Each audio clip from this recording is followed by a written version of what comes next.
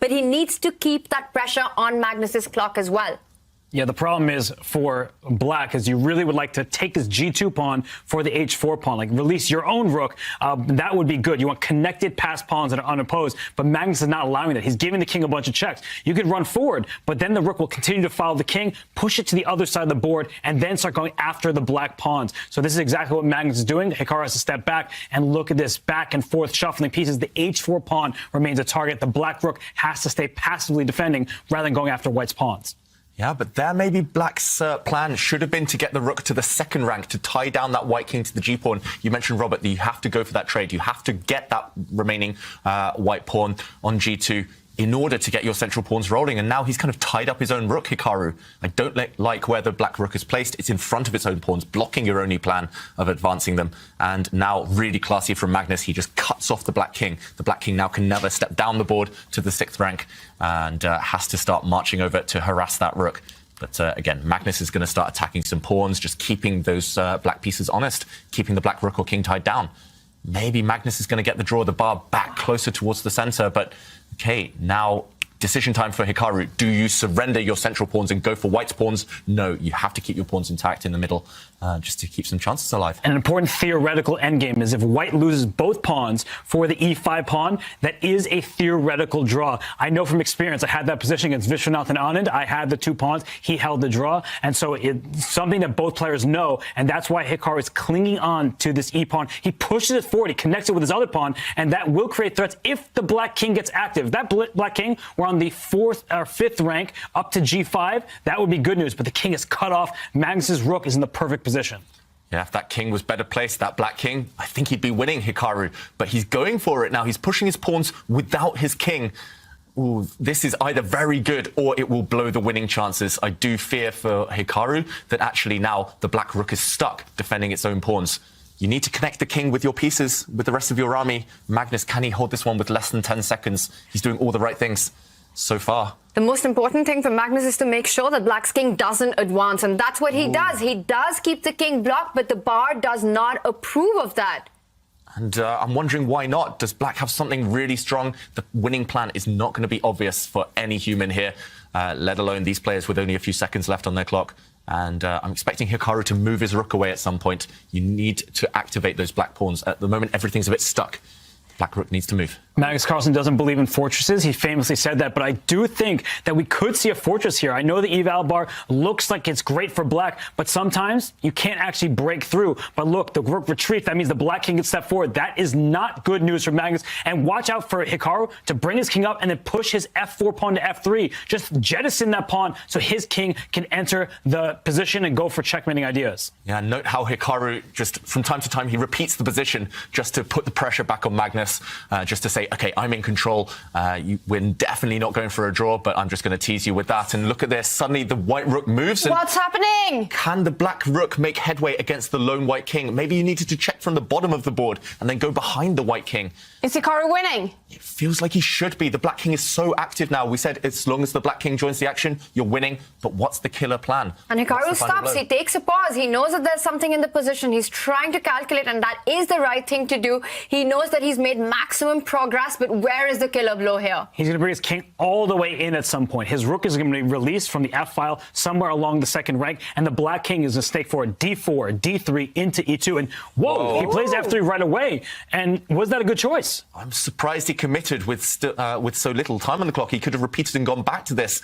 Robert, earlier you mentioned that f-pawn and h-pawn together is a draw, but e-pawn and h-pawn is winning because they're so far apart. White's defenses will be stretched. Can the black king come in now? Is it still winning? This is so close. It does look like, because every time you do move your rook away from here, white king steps forward and everything is under control. He's got to get the king into the attack to help that e-pawn advance further. I'm expecting a king advance right now, but watch out for a rook check that might pick up the h-pawn. Yeah, you have to be careful where you put the black king right now. You don't want to allow any nasty checks from the white rook behind. Okay, he retreats his rook. Really clever. Now look at the white king. It's cut off. It can never move towards that black central pawn because the black rook cuts along the f-file, and Hikaru bobs his head. He thinks he's winning. It does look very strong. The king is coming now. Wait, but he's going to check. How is he going to run away? If his king goes to the c-file, the rook just slides over, and you can't push the e-pawn. And now you're more distance from the king. So if the king goes to d3, you see the bar go back to equal. So react, Hikaru. Hikaru as well. Oh my gosh. Yeah, I thought he still had great winning chance, but he allows the king forward, but then the rook comes to g3 with check. So that's why Magnus slides backwards, and his king is no longer cut off. That means that Magnus Carlsen should be able to hold. Yeah, Hikaru, maybe there was a more accurate way of doing it. It wasn't easy, even if it was winning, and suddenly Magnus's rook is active. Suddenly you can start giving checks from the side. And now he wants to come with the king to the other side. He wants to create an opposition and try and attack White's king, create a mating net, but Magnus slides all the way back with the rook to give backward checks to Black's king. And this just looks like with the Black rook stuck here, there will be no saving the Black king from checks anymore. We're going to see 100 checks, but the result will be the same. This will end in a draw. Wow, nowhere safe to hide. If the Black rook could move away, the Black king could hide in front of its own pawns, or his own h-pawn, but now there's nowhere safe. If you have to start retreating the Black king towards the White rook, then suddenly your pawns might drop off. And look at Hikaru. He's so frustrated right now. And it's the wrong pawn, the h-pawn. So if the king goes back, the White king steps forward, the rook will take this pawn on e3, and the king is inside the square. When king and pawning games, you try to chase down the pawn, you make a square to the promotion point. And here, it's okay, h3, the pawn goes forward. Still alive. But no more progress. I think Black is completely frozen now. But what happens once the Black king starts running over? Still nowhere to hide, I guess. And, okay, we're past the 100 move mark. This has been a marathon game. Can Hikaru squeeze out a win? What a fight. Magnus thinks he's drawing. He leant back there looking very happy with himself, but still chances alive. I agree with Robert. I think it's the wrong pawn. The Black rook is just on the worst possible square, tied down defending both of them. The Black rook is passive. You need active pieces to win these types of endgames. Oh, what a miracle this is if Magnus holds. And it's just amazing, the defense that he's shown. And we can see Hikaru that he's giving up on this. He knows that there's no way to improve this position further. The Black's rook is tied down to defending that e3 pawn and the h3 pawn. Magnus continues to attack the Black king with checks. There's no place to hide. And we see Hikaru leaning back. He knows he's done everything, but it's not been enough.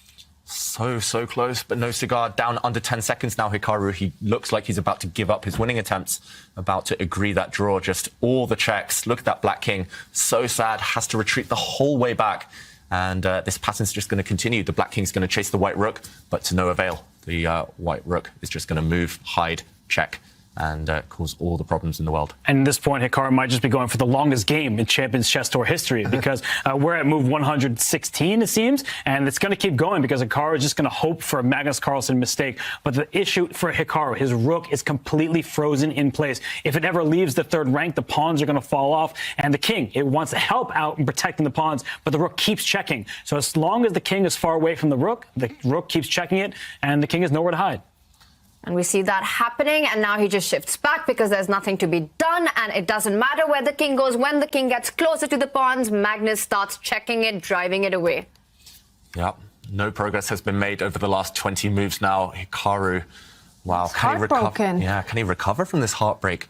And lots of cheerleaders we see for Hikaru on Twitter. And yeah, he's put up such a fight. I love everything Hikaru's done this game. Just Is that a Hikachu?